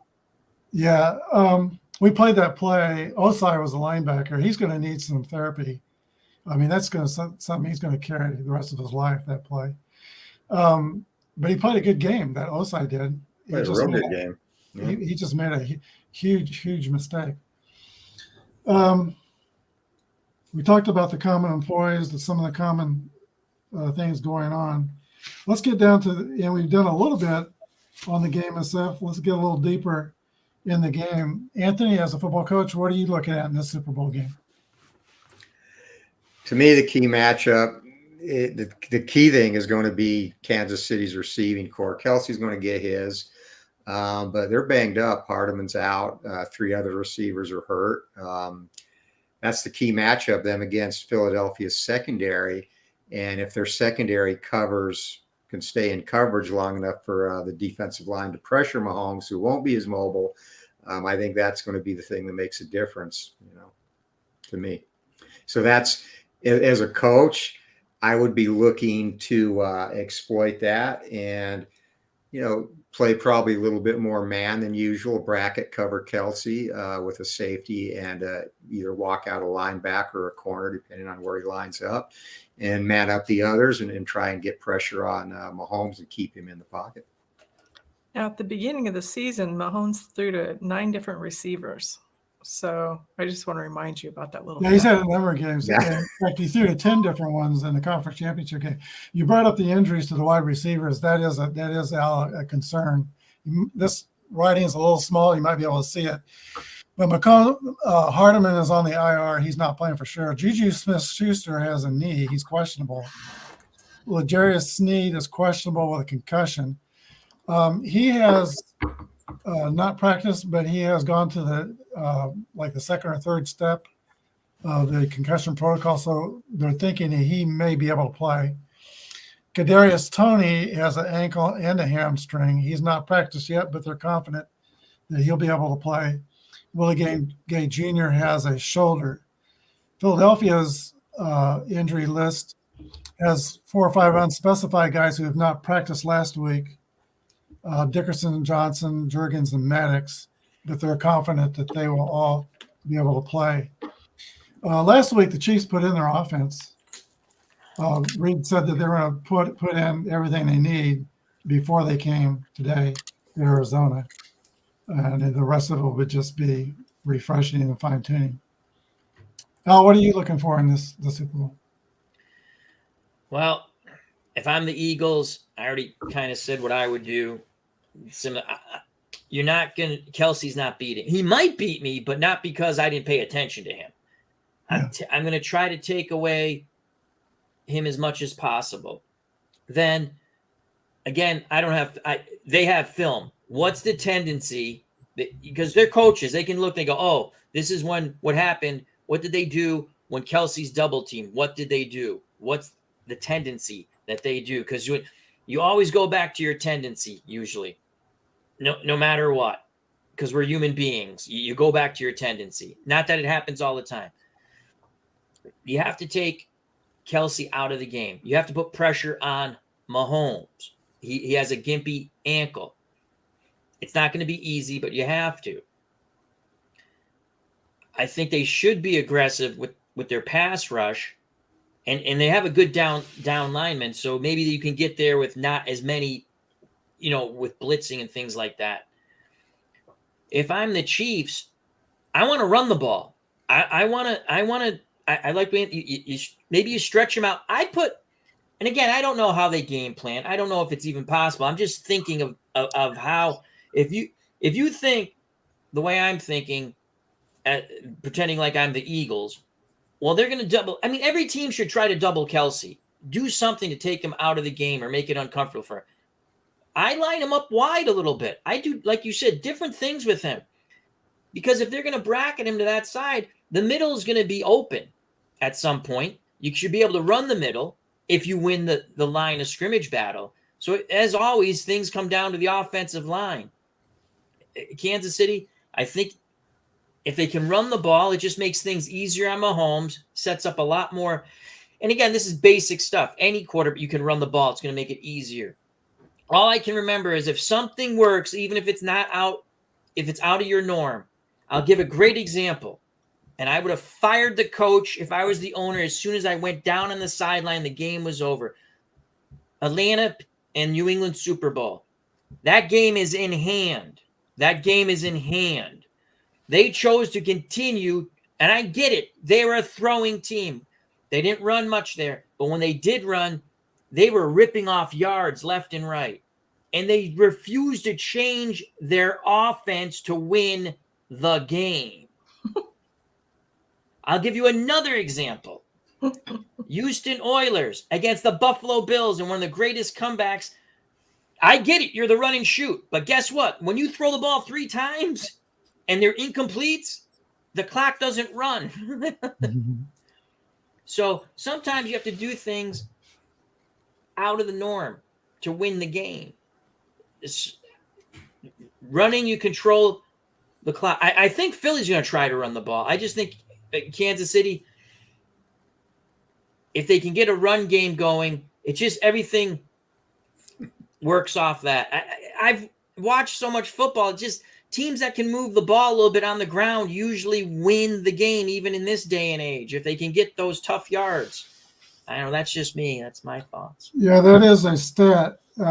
Teams that in the Super Bowl that run the ball the most are 47-7, and teams that run the ball for the most yards are like 41-17, something like that. And there is a big disparity there. Someone can say, well, you're running the ball because they're ahead. Very smart. That's what you want to do if you have a running game. You control the clock runs. I'm just saying, regardless of even the Philadelphia Eagles, If something is working, even if it's out of your norm, make them stop you. Because I don't even know how Atlanta lost that Super Bowl. I mean, I watched it. I know how they did. But why would you not do something that was successful? I don't get it. Because, that's not what and that's exactly what their coach said. That's not who we are. Well, that's why you don't have a ring, dummy. That's why. I think the Chiefs will have learned that lesson. They lost that game, the AFC championship game last year to Cincinnati the same way, up 21-10 at halftime, and then they only ran the ball 6 times in the second half. And they had that falling out between Mahomes and the enemy, and they had a little shouting match in the halftime. And Mahomes came back out of that championship game, and we were all saying, "Run the ball." We were running the ball for 5 yards a clip in the first half against Cincinnati last year in the championship game, and then we didn't. We just stopped running the ball. And again, I don't know who's injured or what injuries are going to happen, but I'm saying in the scenario, because the Chiefs, to me, they have a good offensive line. Pacheco, right? That's Pacheco. Pacheco. I'm sorry, like the fight doctor. That's right. He's a nice. I think they can run the ball. I know Philly has probably the best defense, one of the best defense this year. At least they seem like they have it from when I watch. But it's just sometimes Anthony might tell you this. It's I think Bruins fans said trench war. Whoever wins the trenches wins the game because it's simple. Bruins fan also talked about third down too, and that's something that the Chiefs struggle in. Their 3rd and 1s are last in the NFL. So I expect that they're going to come up with something for the Super Bowl for those 3rd and 1 plays. I know Phil. I agree. I know Philly is going to run the football. I just never know with Andy Reid. I think he's got to run the ball. Both of these teams can do RPOs. Actually, the first play that the Chiefs did in their divisional game was an RPO. Philadelphia runs RPOs more than the Chiefs did, but we may see RPOs from both teams in this game. That'd be something to look for, even with Mahomes' ankle. I think Mahomes' ankle would be better. Well, 2 weeks to heal up. Yeah. So. I agree. And high ankle sprains just linger. I mean, it's a pain. Those and pulled hammies are the most lingering tough injuries to get over. But the Eagles did a good job designing their offense around Hurts, and that's why I didn't like Sirianni for Coach of the Year, because I put that more on the OC. I think their OC did a great job. Stryken, and he, by the way, Stryken is up for Assistant Coach of the Year. Yeah. Shane Stryken. He developed Hurts as a quarterback, and I think he worked with Purdy too, or somebody. Stryken and DeMarco Ryans and Ben Johnson are up for Assistant Coaches of the Year. We forgot to talk about that when we talked about the honors. And I'm with you. I think Stryken will get it. Ryans has got his reward. He's going to be the head coach of the Texans. Yeah.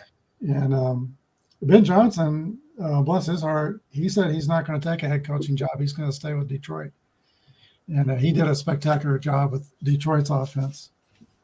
That would have been a fun team to watch in the playoffs, the Lions. Man. I really wanted them to make the playoffs because I was like, they were gelling, and I'm like, this is gonna be a dangerous team if they didn't make it though. And not to get off the subject, but I'm kind of hoping they progress a bit next year too, because I would like to see that. That was a fun team to watch on the Red Zone, because we have the Red Zone, so I watch a lot of football on that. My son and I, we're huge Dan Campbell fans, and I was wanting to see them in the playoffs too. Somebody talked about their defensive coordinator as maybe getting an interview, and maybe we should talk about that too a little bit. There is a lot of news going on with head coaches. As you know, Carolina hired Frank Wright. Today, they also hired Denver's defensive coordinator, Ejiro Evero. He's going to be there with Frank Wright, and that's going to make a good team. They will work together well. Evero is always tough on the Chiefs. He knows how to play the Chiefs. He's played with the Chiefs. He's giving us a hard time. Houston hired, you probably already know, they hired DeMarco Ryans. Yep. And Denver hired Sean Payton.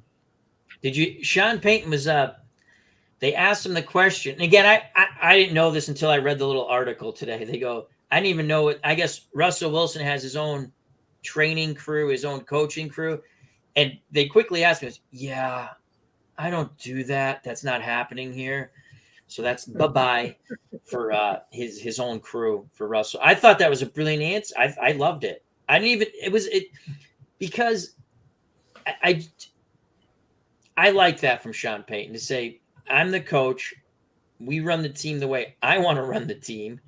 And that's the way it is. That's why they brought me in. You're not going to have your own trainer. You're not going to have whatever he had. I guess he had his own specific coaches that he brought in or employed himself. Yeah, I don't think he's hired anybody yet, but yeah, he talked about in his press conference today, he's working on it. But think of this. When Sean Payton was hired at New Orleans, I think that was just after Katrina, wasn't it? When he took the New Orleans job? It was during the hurricane was in that time period. So he had a ton on his plate when he started up the operation in New Orleans. I shall be right back. Anthony, also New England, they're going to actually have an offensive coordinator who's an offensive coordinator, Bill O'Brien. And that should help them. Hackett goes to the Jets. I think that's a move to try to get Aaron Rodgers. And then LaFleur goes to the Rams, as he's a former Jets guy, to be their OC. And Kellen Moore goes to the Chargers. Yeah, I'm not too cool with McCarthy calling the plays at Dallas. They hired Brian Schottenheimer today. He was a Kansas City guy, by the way. He grew up in Kansas City. But McCarthy will be calling the plays in Dallas. Moore's going to be calling the plays for the Chargers. I think that's a good hire. I think they made Moore the scapegoat in Dallas. LaFleur, I think he was over his head this year with the Jets, so I don't know how he got another OC job that quick. But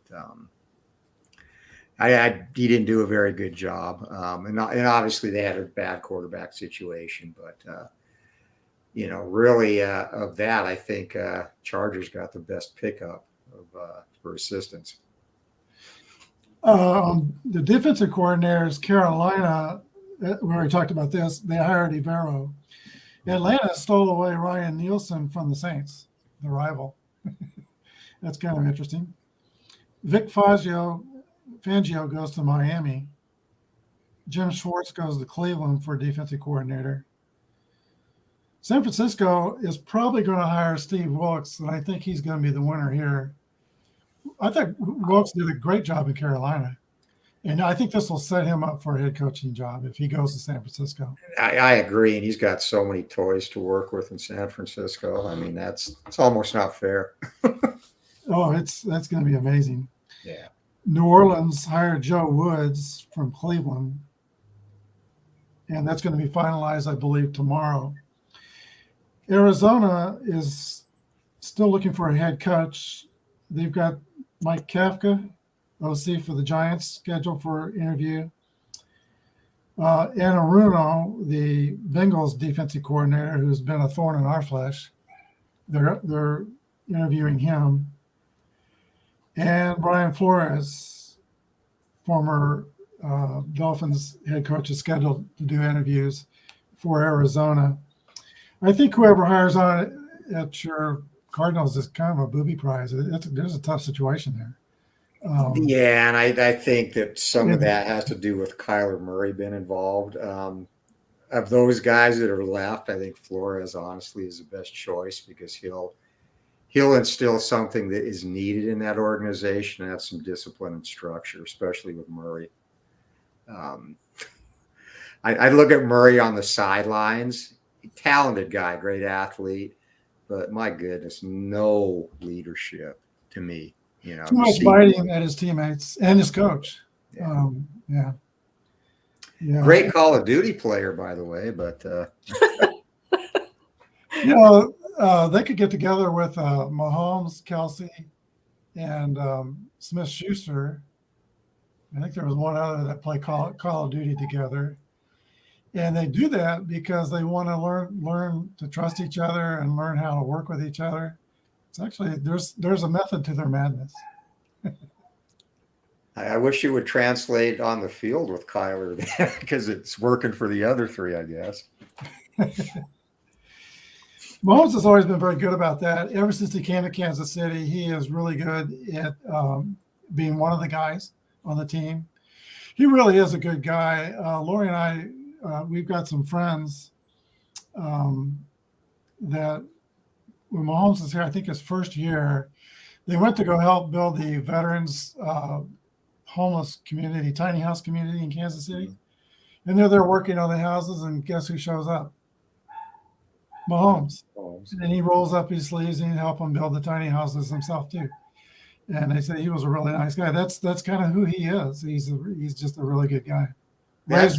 You can say that for both quarterbacks. I mean, Jalen Hurts too. And by the way, the guy's great in the community. There's a lot of Eagles and a lot of Chiefs that are friends. Of course, Jason and Kelsey, Travis are friends. But let's see, Hurts was their first guest on their podcast. And he really gave them a good show on their podcast. They like each other. You know, there are some teams the Chiefs don't like. They were not happy with Jacksonville because of Cisco put a hit during the regular season on one of our receivers and put him out. They didn't like Jacksonville. They don't like the Bengals. But the other teams, you know, they kind of get along with, and they like the Eagles. There's a great video, a YouTube short of Jason Kelsey at a restaurant in Philadelphia with his parents, and they're watching the Chiefs game, and Jason's wearing a True Colors sweatshirt, one of Travis's brands, Chiefs sweatshirt. And then as the game is over, Jason stands up and he pulls off the sweatshirt, and then he puts on Twitter, "I'm done being a Chiefs fan." There's no animosity between these two teams, but they will be competitive. They'll go after each other, and there's no doubt about that, but they don't hate each other. So you haven't talked about how go ahead. Oh, I'm sorry. Go ahead. I was just going to say they haven't talked about how the games leading up to the Super Bowl, how the Philadelphia schedule was a little bit different than the Kansas City schedule. And I agree that the Eagles have the most amazing offensive and defensive line and an amazing quarterback. They really do. I mean, such a complete team. But I think that the Chiefs have been tried over and over again, and they love being the underdogs. So let them be the underdogs and see what happens here. And again, just their whole team demeanor is just so level. You know, and like you said, they've been there. They definitely had a harder path to get here than Philadelphia did, and you know, they've won and they've lost, and they want to win again. They're not going to be overwhelmed by the moment either. And I don't think Philly necessarily will either. I just think there'll be a little more inconsistency with them. Yeah, I don't see either team caving. Well, look at the quarterbacks that the Chiefs have had to play. Burrows twice, Josh Allen. Hurts has not had to compete against that kind of quarterbacking. No. And Hurts has not been challenged for about 5 weeks, really. They got an easy walk through the playoffs. Part was their creating in the championship game. But it's going to be – it could be a wake-up call for the Eagles when they take the field against the Chiefs. No, for sure. I mean, they've defended, like you said, a game manager and Daniel Jones, and then against San Francisco, by the end of the game, it was the stadium custodian taking snaps, and the Chiefs have gone against Allen and Burrows, and you know they're both top 5 quarterbacks in this league. So yeah, they're definitely more battle tested. Well, we've been on for an hour. Let's get to our picks. Bruins fan, be sure to tell us in the comments who you're picking. Lori, who do you think is going to win this Super Bowl? Oh, I think the Chiefs are going to win. But, I mean, that's who I have to pick because I want them to win. It's a want and a have to. I think it's going to be pretty even. I hope there's no blowout anywhere. That's what I really hope. But I hope it's a really good game. But, of course, I want the Chiefs to win. We've had some games in the playoffs particularly when we were down by 24 to Houston a few years ago, where you couldn't watch. Oh no, that was the grandchild. The grandchild went to the bedroom. Oh, it's me too. I usually hide. I don't. Yeah. It's not very fun. All right, we got one for the Chiefs. Anthony, who do you got? I've been going back and forth the whole show. I know Mahomes and Reed are great at adapting, but I think they have a little bit more to overcome than Philly. And I think it's a close game. I'm going to go Philly 27-24. 3 points. That seems to be the popular ending in a lot of Chiefs games. Now, Well, I can tell you this: the Patriots won't lose. Tom Brady will win. You can watch the whole game. You don't have a dog in this race. Yes. It won't bother me. I give an edge to the Eagles. Just they might be coming in though a little bit overconfident, possibly. Just I think, but I like Anthony. I've been bouncing back and forth, and it's just I don't know if I'm kind of skewed in a way because they basically wiped out a team with no quarterback, and the Giants. I honestly thought the Giants were going to play them tougher. I like the Giants. The Giants were a weird team to watch for me. Weird fun because I was always trying. How are they going to score? Yeah. They play hard, but how are they going to score? So when they scored, I was like, yay. They didn't score against the Eagles.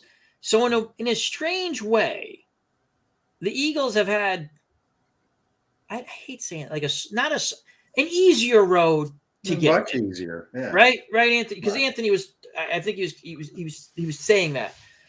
So but I do like their defense a bit. But is it skewed from playing?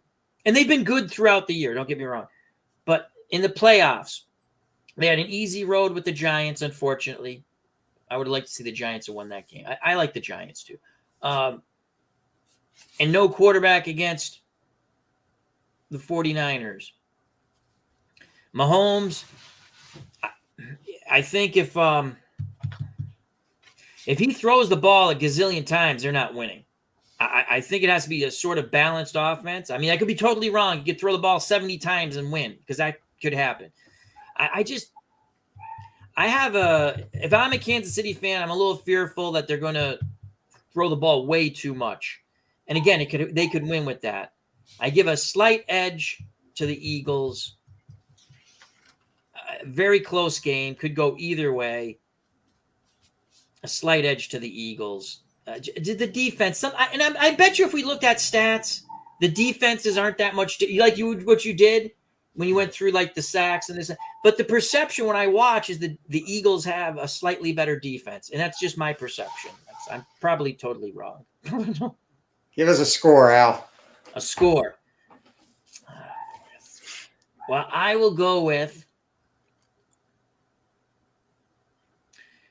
24 Philadelphia, 17 Kansas City. Because if the Eagles are going to win, in my opinion, it's not a shootout. I don't think it's a shootout. I could be again wrong. I think the Eagles by 7.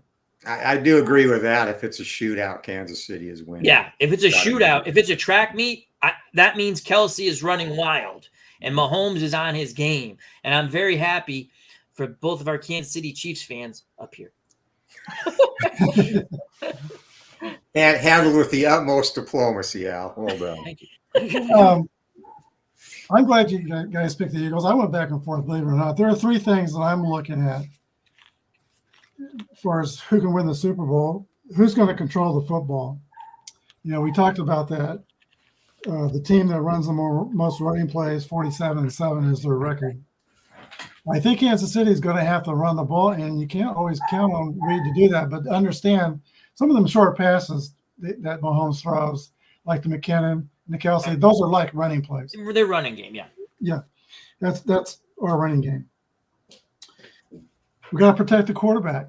Yeah. We gave up 3 sacks to Cincinnati. That's not good. We might give up 4 or 5 to Philadelphia. If we give up 4 or 5 to Philadelphia, I don't think we're winning.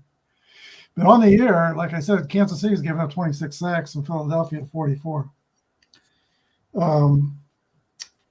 Team's got to hang on to the pigskin. Super Bowl winners have 64 turnovers in 56 games. The losers have 163 turnovers in 56 games. So that's about 3-1. The thing that encourages me is that Mahomes had a game where he threw 2 picks about 5 or 6 weeks ago. Ever since then, he has taken real good care of the football. He will throw the ball out of bounds. He'll dirt a ball. He doesn't care about his pass percentage.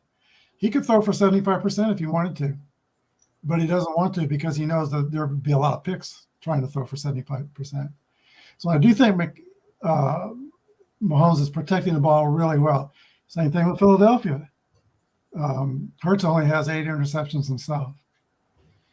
So I think it's going to be the Chiefs are 1.5 point underdog. I'm with Lori. I like it when we go into games as underdogs. I think the over/under is, have you heard? I think it's 48, something like that. For your football games, by the way, there's an easy way to check what a line should be for a football game. If you go to Pro Football Reference, in the top left corner, there is a SRS rating. That's how many, you just compare a team's SRS rating with their opponents on a neutral field. That'll give you a pretty accurate line for like your online football games if you want to figure out a rating for that. And the Chiefs and Eagles right now are pretty equal. One's 6.25 and the Eagles are 6.4. So that's pretty equal as far as a line. So I do think it's a kind of a pick 'em game. I don't think anybody will bite the bit and freak out like San Francisco did after Purdy got hurt with the 4 penalties on that drive. So it's going to play down to the end. I'm picking Kansas City. I'm putting my trust in Mahomes and Reed. The last time we were in a Super Bowl with Tampa Bay, I was not confident because of our offensive line situation. And a broken toe with Mahomes. And Mahomes had a broken toe, and some of the players had COVID. We think they had COVID that week. yeah, So they just couldn't play. they were just flat, and they couldn't protect Mahomes. But I got a good feeling about this one. That's the best I can go with, picking the Chiefs. We're outnumbered, Brian. It's 3-1. Bruins fan wants the Eagles. Last week, everybody was picking the Bengals on the channels. They said the Bengals offensive line, they're going to keep the Chiefs out. Look what they did to Buffalo. Buffalo was was trying to rush the passer in an ice rink. That was easy for Cincinnati to beat Buffalo. It's going to be interesting to see if Buffalo comes back next year at the same level, or are they going to peter out? I just have a feeling, not to upset Bills fans, not to bring hate upon myself, but I don't care. I have a feeling they're going to peter out a bit, the Bills. I just have a feeling. Well, we talked about it earlier. They petered out this year because of all the stuff they went through. The record snows where they could hardly get their players to the games and facilities. And then the shooting, and then DeMar Hamlin. Lori and I talked about that toward the end of the season. We might see them at some point get mentally and emotionally just fatigued. And I think that happened. Yeah, you called it, actually. Yeah. All right. Well, guys, it's been a good show. Thank you for coming on. Appreciate it. Before we all disappear, I'm going to invite everybody to stay on for 2 more minutes. And by the way, we got Bruins fans pick? Yeah, we do. So we are outnumbered 31-28. We've been competing with Rob exclamation points channel all year. He beat us by about 5 picks. I tried to get the channel to pick all the underdogs the last week of the season. Nobody would agree to do that. So we ended up losing by about 5 picks. But every week we've been getting together and comparing our picks. And you're talking about picks before we leave. This was probably the craziest year making football prognostications. I think I pronounced that word correctly. We have an office pool for ha-has. You don't do a point spread, but you weigh the game. In other words, Chiefs are playing Carolina. I think that there's 15. We don't do a Thursday night game, so there's X amount of games, say 15 games during the week, right? You weigh the game, so you say the Chiefs. We're gonna put 15 on them, and then you go 14, so on and so forth with the other picks. So you're basically picking winners and losers and weighing the game. This has been the craziest year of just sitting there going, "Oh my God, what's going on?" For me, at least. Oh no! We felt it too. Believe me, wow. It's crazy. When my wife wins 4 times in 1 year by picking pretty colors, no, she actually likes football. But she is unfortunately a Colts fan. Oh, okay. Speaking of the pretty colors, one of my reasons for picking the Chiefs is the team in the dark jerseys are 3-18 or 3-15 in the last 18 Super Bowls, and the good guys were in white this year. So that's another reason I'm picking the Chiefs. You got to dig deep to get that fun fact. I might want to change my pick now. So I got this video. It's about 2 minutes. We live next door to Union Station, where the NFL draft is going to be in April coming up. Cool. So I'm already turning my thoughts into the NFL draft. One of the most fun shows I had last year was with Anthony, where we picked the first round as the draft was going on. So we had about 6 people picking, and then we had 5 minutes to get our pick in. I hit 11 of the 32, and I won that competition. It gets hairy because teams trade. Chicago's going to trade their pick this year, probably to Indianapolis, because Indianapolis wants a quarterback. But anyway, this video is about Union Station next door, and it's all chiefed up. And we're hoping for one more year of a party. Thanks, Al, for being with us. Thank you. Thanks, Bruin fan. Thank you. Good luck to the Chiefs, by the way. Good luck. Thanks for everything.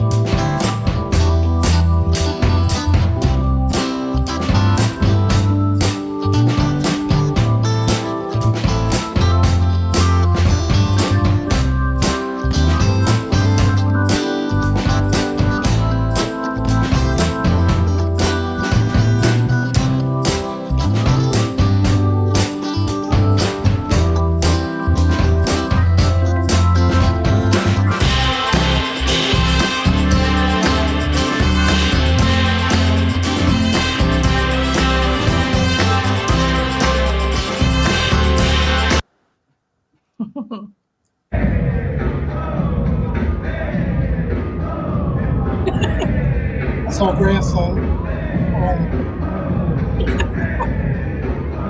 3 years ago at Super Bowl party when we won.